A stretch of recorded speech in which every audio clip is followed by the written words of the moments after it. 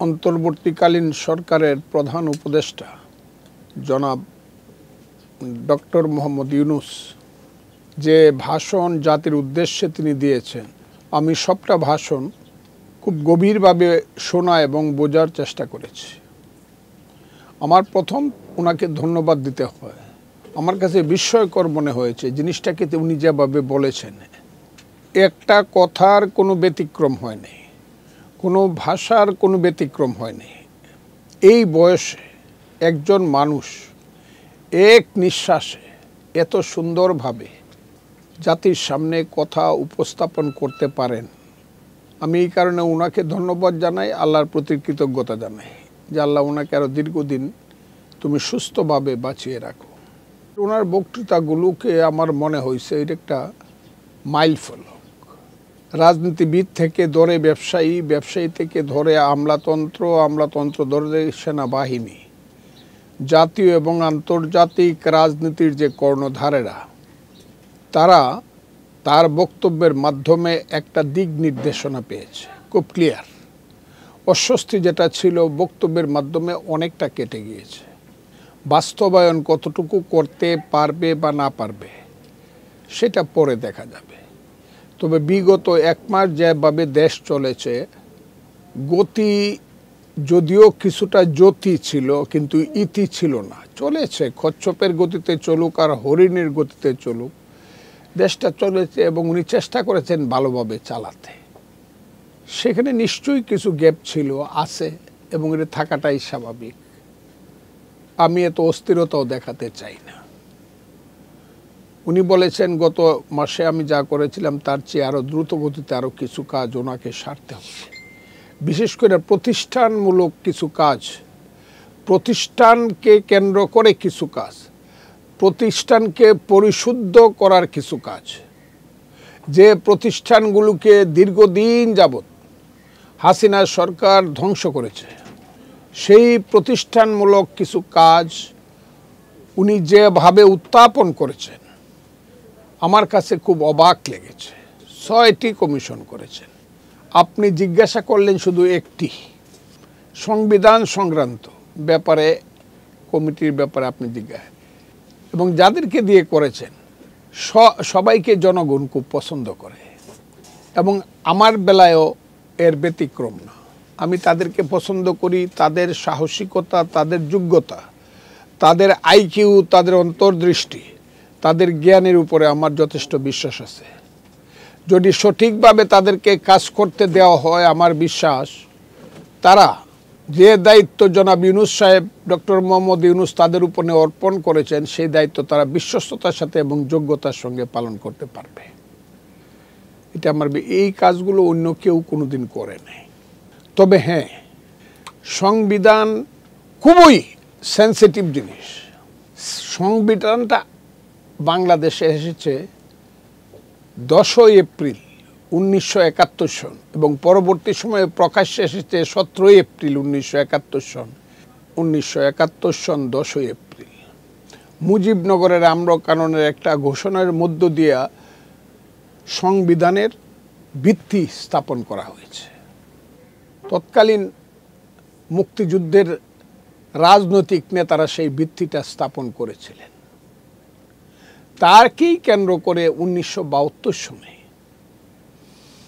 10ই জানুয়ারি থেকে বঙ্গবন্ধুর নেতৃত্বে যখন মন্ত্রিসভা হলো, আওয়ামী লীগ সরকার ক্ষমতায় নিল, তারপর থেকে নিরন্তর পার্লামেন্ট বসেছে।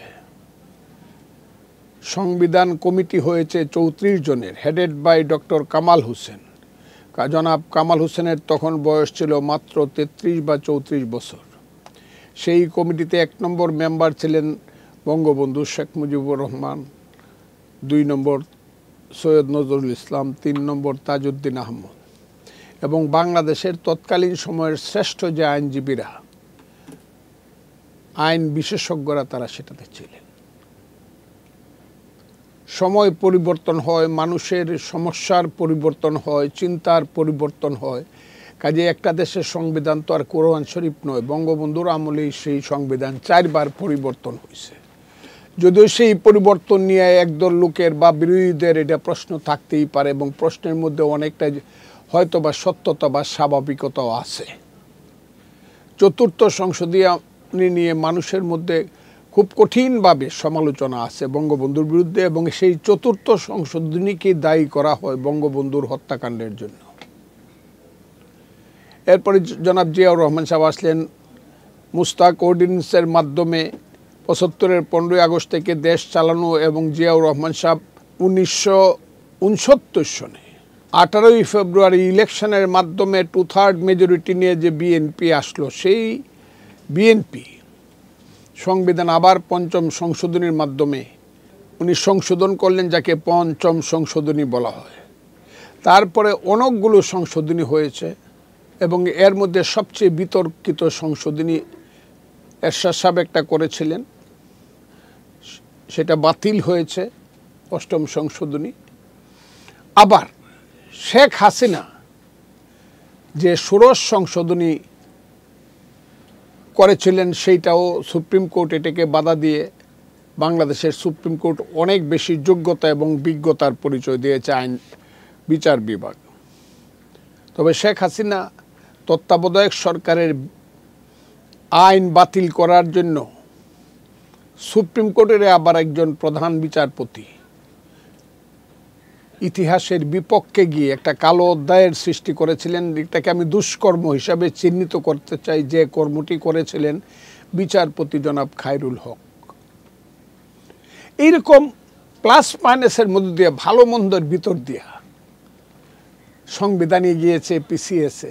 একটা প্রগতিশীল, গণতান্ত্রিক, মানবতাবাদী, অসাম্প্রদায়িক, সমস্ত মানুষের জীবন যাতে পেটের ভাত পরনের কাপড় হয়, ভাগ করিয়া ভোগ করার মতো একটা সমাজ হয়, সবাই যাতে আইনের শাসন পায়, বিচার বিভাগ যাতে স্বাধীন থাকে, বিচার বিভাগের স্বাধীনতা থাকে, এবং আন্তর্জাতিক ক্ষেত্রে যাতে সবার সঙ্গে বন্ধুত্ব কথাটা ব্যাক, আমার বন্ধুর সাথে যাতে কঠিন বন্ধুত্ব থাকে, শত্রুর সঙ্গে যাতে শত্রুকে নিউট্রাল করা যায়, এই ধরনের একটা বৈদেশিক সম্পর্কমূলক, আন্তর্জাতিক পররাষ্ট্র বিষয়ক সম্পর্কমূলক আইন বা বিবেচনা রেখে একটা সংবিধান এখানে হতে পারে। মৌলিক অধিকারের ব্যাপারে আমি বলবো, এটার ব্যাপারে আমার সমালোচনা ছিল। উইথ স্যালিউট টু ৭২-এর সমস্ত নেতাদের প্রতি স্যালিউট দিয়ে বলছি, তাদের যারা সংবিধান করেছিল ছোট ছোট ২-৪ জন জীবিত আছে, আমি নাম বলতে পারি। আবার অনেকে মনে করবো আরে কারণ নাম বললেই তো আওয়ামী লীগের নাম আসবে, মনে করবে ফজলুর রহমান বোধ আওয়ামী লীগের প্রতি এখন মায়া দয়া আছে, কিন্তু সংবিধানটা তো আওয়ামী লীগের নেতারাই লেখছিল, এদের অনেকেই এখন জীবিত আছে। আমি তাদের প্রতি শ্রদ্ধা রেখেই বলছি, মৌলিক অধিকারের প্রশ্নে তারা যে কথাগুলো লিখেছে, জিনিসটা মৌলিক অধিকারের প্রশ্নে সাবজেক্ট টু অ্যাপ্রুভেল কথাটা হয় না। আর এখানে লিমিটেশন অফ পার্সোনাল প্রপার্টি, হ্যাঁ, এই যে চোর চোট্টারা, ওই যে ব্যাংক ডাকাইতেরা, লুটেরারা এই দেশটাকে লুট করে ফেলছে, এদের একটা সংবিধানের একটা তাদের একটা বেকিং আছে, তাদের একটা প্রোটেকশন আছে। ওই জায়গাটা, ওইটার একটা সীমানা রাখতে হবে, মালিকানার একটা সীমানা রাখতে হবে। এই দেশে একদল লোক গাছতলায় থাকবে আর একদল লোক ২২ তলায় থাকবে, এটা হবে না। ৬০ লাখ লোক ঘর ছাড়া ঘুমাইবো আর আমার ৯টা বাগান বাড়ি লাগবো, এটা হবে না। সংবিধানে এটা কী করে এইটাকে করা যায়, সংযত করা যায়, লিমিটেশন অফ প্রপার্টি, এটা করতে হবে।